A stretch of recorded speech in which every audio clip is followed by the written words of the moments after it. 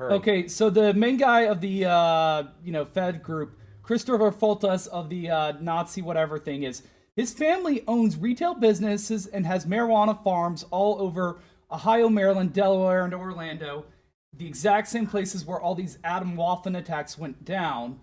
And why has there not been as much emphasis on this Fed as other Feds? Okay, get out of here. Get out of here. Fine. Was that a good question or not, Laura? I can't tell. I don't even know. All these people that work for me, they're all self-sabotaging. They all want to sabotage me, so I don't trust anybody. So was that a good question or not? Well, I was more focused on the other individual, Kent Boneface McClellan, the guy who had all the tattoos on his face, because he's the one who was arrested in 2012 by the FBI for terrorism.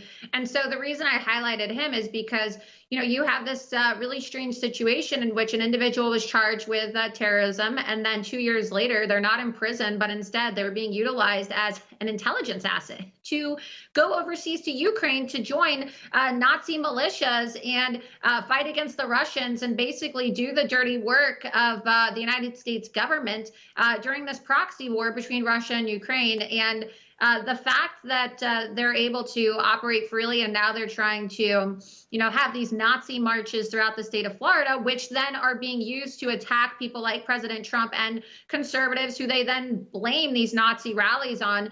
The reality is that the individuals who attended this rally, including Christopher Foltes, who your producer mentioned, they're Biden supporters. There's a video clip of these Nazis actually saying that they support Joe Biden because of his policies to send money overseas to Ukraine along with rockets. I know you got to be really fearless to go start filming these neo-Nazis. That main guy, they were saying some of the most disgusting stuff to you. Did you ever feel like you were in danger at all, Laura? Well, I had just got done getting my hair done, and I was driving back, and then I looked out my window and I saw all these Nazis. And as you know, I'm Jewish. And so I thought to myself, I wonder if it's a good idea. I wonder if it's safe for me to go pull over by myself on the side of the road and, go talk to these Nazis, and are they going to throw me into traffic? Or what happens if there's somebody with road rage driving by who decides to drive their car into all these people because they just can't control themselves? Am I going to be collateral damage?